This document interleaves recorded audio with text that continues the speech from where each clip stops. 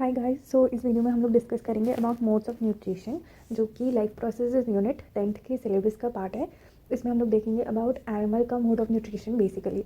तो सबसे पहले मोड ऑफ न्यूट्रिशन होता क्या है, तो ये वो पाथवे है जिसके थ्रू कोई भी अपना फूड से एनर्जी गेन करता है। फूड से कैसे ultimate source of energy which is glucose उसको बनाता है, कैसे वो बॉडी में जाके आगे आगे प्रोसेस करता है। तो मोड ऑफ न्यूट्रिशन दो टाइप के होते हैं। First is autotrophic mode of nutrition, दूसरा है हेटरोट्रॉपिक मोड ऑफ न्यूट्रिशन। तो autotrophic mode of nutrition plants में देखने को मिलता है, और ऑटोट्रॉपिक मोड ऑफ न्यूट्रिशन का मतलब क्या होता है? These are the type of mode of nutrition in which a particular animal makes their own food. मतलब वो लोग क्या करते हैं, फोटोसिंथेसिस करते हैं। फोटोसिंथेसिस करते टाइम क्या क्या यूज़ करते हैं, तो कार्बन डाइऑक्साइड, वाटर, क्लोरोफिल और सनलाइट को यूज़ करते हैं, और ये सब यूज़ करके ultimate source of energy which is glucose को बनाते हैं। और वो लोग ऑक्सीजन बनाते हैं और वाटर बनाते हैं। अब ऑक्सीजन तो उनके लिए उतना यूज़ का नहीं है, तो वो उसे as a excretory product release कर देते हैं। अब वाटर को वो यूटिलाइज़ करते हैं कुछ हद तक, और फिर उसको भी ट्रांसपिरेशन के मेथड से रिलीज़ कर देते हैं। बचा जो ग्लूकोज, उसको वो लोग as a energy source use कर लेते हैं, और इस ग्लूकोज को आगे फर्दर अपने प्रोसेसेस में यूज़ करते हैं। जो भी स्पीशीज़ जैसे कि प्लांट्स ही जो भी ऑटोट्रॉपिक मोड ऑफ न्यूट्रिशन को फॉलो करता है, जो भी उस मेथड से अपना खाना ऑब्टेन करता है, उन्हें या तो प्रोड्यूसर्स कहते हैं, यानी वो खाना प्रोड्यूस कर रहे हैं, या हम उनको कहते हैं ऑटोटॉप्स। ऑटोटॉप्स यानी खुद खाना बना रहे हैं। Now comes the second part of nutrition which is heterotrophic mode of nutrition. Heterotrophic mode of nutrition हमें कहाँ देखने को मिलता है? को यूजुअली जानवरों में देखने मिलता है। अच्छा, अब हेटरोट्रॉपिक मोड ऑफ न्यूट्रिशन दो तरीके से हो सकते हैं। या तो कोई जानवर दूसरे पेड़ को खा ले तो उसे भी हेटरोट्रॉपिक कहते हैं। ये प्राइमरी लेवल ऑफ कंज्यूमर्स हैं जो कि प्लांट्स पे डिपेंडेंट है और प्लांट से डायरेक्ट एनर्जी ऑब्टेन करते हैं। दूसरे होते हैं सेकेंडरी लेवल ऑफ कंज्यूमर्स, जो कि ऐसे होते हैं जो दूसरे एनिमल्स से अपना, दूसरे हेटरोट्रॉपिक एनिमल से अपना फूड कंज्यूम करते हैं, जैसे कि tiger, lion, leopard and etcetera. Organisms who have heterotrophic mode of nutrition, जो लोग हेटरोट्रॉपिक मोड ऑफ न्यूट्रिशन को फॉलो करते हैं, इन्हें हम लोग कहते हैं हेटरोट्रॉप्स या फिर कंज्यूमर्स, कंज्यूम जो कर रहे हैं बेसिकली। अब आते हैं अगले टॉपिक पे कि how do organisms obtain their nutrition. तो वो लोग एक्चुअली में कैसे अपना खाना ऑब्टेन कर रहे हैं। The digestive system is different in various organism. सही बात है, कई जो स्पीशीज़ बहुत सिंपलर ऑर्गेनिजम्स है, जैसे कि यूनिसेलुलर स्पीशीज़, वो भी बहुत ज़्यादा सिंपलेस्ट वाले अर्ली फॉर्म ऑफ लाइफ, ये लोग जनरल बॉडी सर्फेस से अपना खाना ऑब्टेन करते हैं। फिर उससे थोड़े जब मॉडिफाई हुए तो स्पीशीज़ लाइक अमीबा है। अमीबा जो है एक स्पीशीज़ है जो कि करता तो ये भी बॉडी सर्फेस से ही है, but still it form certain specific structures. ये एनसीईआरटी में दिया भी हुआ है कि कैसे। तो सबसे पहले जैसे कि हम लोग पहले वाले डायग्राम में देख सकते हैं, ए वाले पार्ट में, कि अमीबा है, उसके अंदर न्यूक्लियस है, उसका साइटोप्लाज्म है और कवरिंग है। उसके पास एक फूड पार्टिकल आया, फूड पार्टिकल को देखते ही नीड्स फूड, तो उसने एक ऐसे सी शेप लाइक स्ट्रक्चर जो दिखा रखा है वो बनाया। Now this structure is called as pseudopodia. Pseudopodia में फूड फिर धीरे से फंस गया, जिसे हम कह रहे हैं फंसने के बाद फूड वैक्यूल। डायग्राम बी में this is not food vacuole, but in diagram see this is food vacuole. अब जैसे ही वो फूड वैक्यूल के अंदर चला गया, अब ये जो फिश है ये उसके बॉडी के अंदर आ गई, और फिर वो अंदर साइटोप्लाज्मिक एंजाइम से उस कॉम्प्लेक्स से फूड को सिंपलर पार्टिकल्स में ब्रेक करके एब्जॉर्ब करेगा, और जो चीज़ वो एब्जॉर्ब नहीं कर पाएगा उस चीज़ को बाहर एक्सक्रीट आउट कर देगा। तो ऐसे हमने देखा कि अब सूडोपोडिया एक मुंह बनाने सीख गया है, मतलब उसने अपना बॉडी को रिफॉर्म करके फूड को इन्गल्फ किया। जैसे जैसे कॉम्प्लेक्सिटी बढ़ती जाती है, तो एनसीईआरटी में लिखा है अबाउट पैरामीशियम।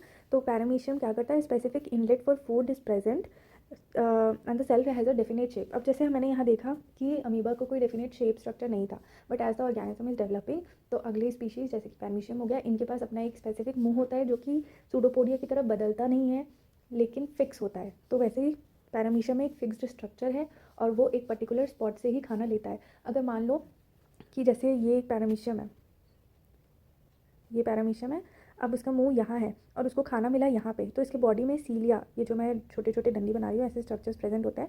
और ये सीलिया क्या करता है, फूड को मूव करते करते उसके मुंह तक लाता है और मुंह में ही खाना डालता है। He can not take food from this part या दिस पार्ट या दिस पार्ट, कहीं और से नहीं खा सकता जैसे कि अमीबा कर सकता था। तो एज ऑर्गेनिजम्स का डेवलपमेंट हो रहा है, वैसे वैसे स्पेसिफिक पार्ट्स का डेवलपमेंट हो रहा है। हम लोग अगर आगे देखेंगे 11th वगैरह में, तो अगर हम लोग स्टारफिश वगैरह में देखेंगे तो एक्सक्रीशन और इंजेशन दोनों के लिए ही अलग अलग पार्ट्स बनाए हुए हैं। यहाँ एक टर्म हम लोग पढ़ लेते हैं अबाउट बायोकैटालिस्ट। तो biocatalyst are a type of substance which break complex substances into smaller ones are called as enzymes. तो एंजाइम्स क्या होते हैं, दीज आर बायोकैटालिस्ट। बायोकैटालिस्ट यानी किसी भी रिएक्शन को सिंपल बनाने वाली चीज़ें, बायोलॉजिकल चीज़ें जो क्या करती है, किसी कॉम्प्लेक्स चीज़ को किसी छोटे से फॉर्म में कन्वर्ट कर देती है, तो उसे हम कहते हैं enzymes. And these are basically biological catalyst, जो कि इस रिएक्शन को, किसी बड़ी चीज़ को छोटे बनाने के रिएक्शन को ईजी कर देती है। अब आता है main part which is the human alimentary canal. अब ह्यूमन एलिमेंट्री कैनाल, ये जो पूरा पार्ट है इसको आप बाद में देखिएगा। First focus on this one, इस आदमी पे फोकस कीजिए। ये आदमी जो है इसको ध्यान से देखेंगे, so this particular part is done. तो सबसे पहले क्या होता है, मैं खाना खाती हूँ, खाना खाने के बाद मेरे मुंह में जो दांत हैं उनसे मैं च्यू करती हूँ, यानी मैस्टिकेट करती हूँ। मैस्टिकेट करने के प्रोसेस के दौरान मैं जो मेरा फूड पार्टिकल है, एक रोटी का बड़ा सा कवा है जो भी, वो छोटे पार्टिकल्स में कन्वर्ट होता है और छोटे पार्टिकल्स में कन्वर्ट होता है। फिर उसके बाद टंग की हेल्प से उसमें सलाइवा मिक्स होता है। सलाइवा कहाँ से आ रहा है, तो सलाइवा सलाइवरी ग्लैंड से आ रहा है, जो कि हमारे मुंह में प्रेजेंट है। For your knowledge, salivary gland 3 होते हैं, हमारे मुंह में 3 सलाइवरी ग्लैंड है। ये 3 सलाइवरी ग्लैंड सलाइवा रिलीज़ करते हैं। अब सलाइवा फूड के साथ मिक्स होता है with the help of tongue. ठीक है, अब सलाइवा का 2 फंक्शन है। पहला, सलाइवा में एक एंजाइम होता है which is called as salivary amylase. अब ये सलाइवरी अमाइलेज क्या करता है, तो जो स्टार्च होता है जो कि पोटैटो वगैरह में प्रेजेंट होता है, ये स्टार्च एक कॉम्प्लेक्स मॉलिक्यूल है, बड़ा मॉलिक्यूल है। सलाइवरी अमाइलेज इसको तोड़ता है और सिंपल शुगर मॉलिक्यूल्स में कन्वर्ट कर देता है। स्टार्च जो है बहुत सारे ग्लूकोज मॉलिक्यूल्स को जोड़ के बना होता है। तो सलाइवरी अमाइलेज एक एंजाइम है, तो वो एंजाइम का काम क्या है, कॉम्प्लेक्स चीज़ को छोटी चीज़ में तोड़ना। तो वो स्टार्च को किसी छोटे कार्बोहाइड्रेट यानी ग्लूकोज मॉलिक्यूल्स में तोड़ देता है। उसके साथ साथ सलाइवा का ये भी काम है कि जो हमारा एलिमेंट्री कैनाल है वो अंदर से बहुत स्मूथ टाइप का है, तो वहाँ पे अगर कोई सख्त चीज़ जाएगी तो वो अंदर से छिला जा सकती है। हेंस सलाइवा जो उसका पैसेज है उसको ईजी कर देता है। तो सलाइवा के ये 2 फंक्शंस थे। नाउ अब सलाइवा से जब अब हम लोग सलाइवा की मदद से टंग में मिक्सिंग कर ली हम लोगों ने, टंग यूज़ करके अब मास्टिकेट भी कर लिया छोटे पार्ट में। अब ये ऐसे गोल टाइप का बॉल टाइप का बना है, स्नो बॉल समझो खाने को। स्नो बॉल जैसे वो फिसल के कहाँ आएगा, ईसोफेगस में या ओइसोफेगस में या फूड पाइप जिसको कहते हैं। ये तीनों चीज़ एक ही है, depends on what you pronounce it. In esophagus, there occurs no digestion. फेगस में डाइजेशन होने के बाद it moves to the next part which is stomach. Stomach में आते ही स्टमक में उसको 3 चीज़ें मिलती है। स्टमक में 3 चीज़ें जो मिलती है, first is HCl, second is pepsin और थर्ड इज़ म्यूकस। ये 3 चीज़ें इंपॉर्टेंट पार्ट है स्टमक का। ऑल्दो स्टमक के डिफरेंट पार्ट्स है which is not a part right now of our syllabus and we can cover it in 11th, but अभी stomach में mainly 3 चीज़ें होती है, पेप्सिन, HCl और mucus. Now what does pepsin do, तो pepsin क्या करता है, बड़े प्रोटीन मॉलिक्यूल्स को छोटे छोटे अमाइनो एसिड्स में कन्वर्ट करता है। पेप्सिन स्टमक में प्रेजेंट होता है। अब पेप्सिन को काम करने के लिए चाहिए एसिडिक मीडियम, तो एसिडिक मीडियम मेंटेन करने के लिए हमारे स्टमक में HCl होता है। HCl जो है वो पेप्सिन की रिक्वायरमेंट है, इसलिए वहाँ पे होता है। तीसरी चीज़ है म्यूकस। अब म्यूकस जो है वो क्या करता है, पेप्सिन जो HCl है ये बहुत ही हाईली एसिडिक है, मीन्स इसका pH समवट 2 pH है इसका। 2 pH तो केमिस्ट्री में अपन लोगों ने पढ़ा है कि बहुत कम है, तो मीन्स बहुत हाईली एसिडिक सब्सटेंस है ये। हेंस इस चीज़ से डील करने के लिए जो स्टमक की लाइनिंग है इसको कवर कौन करता है, तो म्यूकस करता है, जो कि म्यूकस मेम्ब्रेन से रिलीज़ होता है।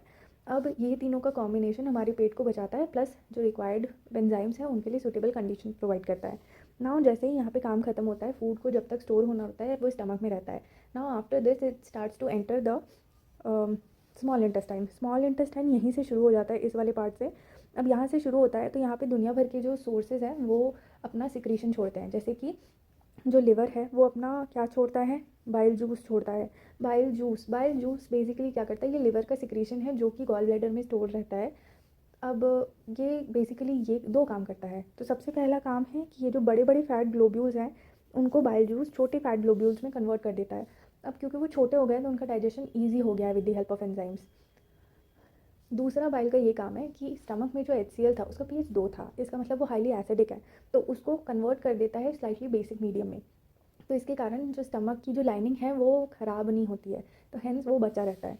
अब वो स्टमक से लेकर के कहाँ चला गया, स्मॉल इंटेस्टाइन में। स्मॉल इंटेस्टाइन में उसका प्रॉपर जो है अच्छे से उससे न्यूट्रिएंट्स वगैरह को एब्जॉर्ब कर लिया जाता है। यहाँ पे स्मॉल प्रोजेक्शंस भी होते हैं, विलाय। विलाय क्या करते हैं, अब देखो कोई भी चीज़ अगर ऐसी है तो उसका सरफेस एरिया कम है, ऐसी है। लेकिन अगर कोई चीज़ ऐसी है तो ये लग रहा है कि सेम लेंथ की है, बट ये दोनों अलग अलग लेंथ की होने के बावजूद सेम लग रही है। बट यहाँ पे जो सरफेस एरिया है, let me draw this with this pen, ये एक लाइन है, इसका सरफेस एरिया, और ये भी सेम ही लग रहा है दोनों का डिस्टेंस, बट इसका सरफेस एरिया ज़्यादा है सेकंड वाले का। तो ये सेकंड वाले का जो सरफेस एरिया ज़्यादा है, it helps in better absorption of food, यानी ग्लूकोज का बेटर एब्जॉर्प्शन। तो हेंस इस स्मॉल इंटेस्टाइन में ऐसे विली लाइक प्रोजेक्शंस रहते हैं जो कि सरफेस एरिया को इंक्रीज़ करते हैं। अब इसके बाद स्मॉल इंटेस्टाइन से फूड जाता है लार्ज इंटेस्टाइन में। लार्ज इंटेस्टाइन में वाटर और मिनरल का एब्जॉर्प्शन होता है, और फाइनली वो रेक्टम में स्टोर रहता है। रेक्टम में स्टोर रहने के बाद जब भी हमारे ब्रेन हमें सिग्नल देता है तो हम लोग उसको एनस की मदद से इजेक्ट आउट कर देते हैं, यानी निकाल देते हैं। अच्छा, अब some point which I missed, कि जब वो यहाँ पे स्टमक से इंटेस्टाइन में जाता है तो पैनक्रियाज भी अपने, यहाँ पे मैंने बताया कि गॉल ब्लैडर का सिक्रीशन जो है, लिवर का जो सिक्रीशन है बाइल जूस, वो इंटेस्टाइन में आता है, बट अलॉन्ग साइड जो पैनक्रियाज है वो भी अपना सिक्रीशन स्मॉल इंटेस्टाइन में रिलीज़ करता है। पैनक्रियाज अपने सिक्रीशन में क्या क्या करता है, लिवर तो ये करता है, बाइल जूस। लेकिन पैनक्रियाज अपने सिक्रीशन में करता है ट्रिप्सिन। ट्रिप्सिन एक एंजाइम है जो कि बड़े प्रोटीन्स को अमाइनो एसिड में कन्वर्ट करता है। यहाँ पे भी प्रोटीन अमाइनो एसिड में कन्वर्ट हो रहा था, बट ये पेप्सिन के थ्रू हो रहा था और ये स्टमक में प्रेजेंट था। अभी ट्रिप्सिन है जो कि पैनक्रियाज में प्रेजेंट है। Now after trypsin comes small fat globules. अब after trypsin comes दूसरा enzyme which is lipase. Lipase भी पैनक्रियाटिक सिक्रीशन में आता है और पैनक्रियाज ये करता है कि जो small fat globules bile juice ने बना दिए थे उसको और फर्दर डाइजेस्ट करता है और फैटी एसिड और ग्लिसरॉल बनाता है जो फर्दर आगे जाके प्रोसेस में ग्लूकोज में कन्वर्ट हो सकते हैं। तो ये था main about human alimentary canal. अब इसमें कुछ एडिशनल पॉइंट्स हैं। Small intestine is bigger in herbivores. तो जैसे जो लोग सेल्यूलोज का डाइजेशन करते हैं, जो लोग सेल्यूलोज खाते हैं, जैसे कि प्लांट्स, सेल्यूलोज मेनली पेपर वगैरह में ज़्यादा होता है। तो जैसे कि हर्बीवोर एनिमल्स है, ग्रास ईटिंग एनिमल्स है, जो घास फूस खाने वाले जानवर हैं, उन लोगों में जो स्मॉल इंटेस्टाइन है वो बड़ा होता है। यानी जैसे नॉर्मल उसका एवरेज साइज़ है 7 मीटर, तो इन स्पीशीज़ में उनका स्मॉल इंटेस्टाइन 9-10 मीटर का होता है। यही जो कार्निवोर्स हैं, इनके फूड में ये लोग दूसरे मांसाहारी है, ये लोग तो ये लोग दूसरा का मांस खाते हैं, तो उसमें ज़्यादा सेल्यूलोज नहीं होता है, इसलिए इनका जो स्मॉल इंटेस्टाइन है वो छोटा होता है। So this is it. दूसरा point is HCl makes pH of stomach acidic and bile of liver makes it alkaline. तो जो HCl है वो पीएच को एसिडिक करता है, 2 pH तक ले जाता है, और जो बाइल है वो बेसिक करता है, which is on the basic side, यानी 7-8 ऐसा pH ला देता है, टूवर्ड्स न्यूट्रल टू बेसिक। फिर ये वाला पॉइंट मैं बता चुकी हूँ, the increase surface area is due to the villi. Villi surface area को इंक्रीज करता है स्मॉल इंटेस्टाइन।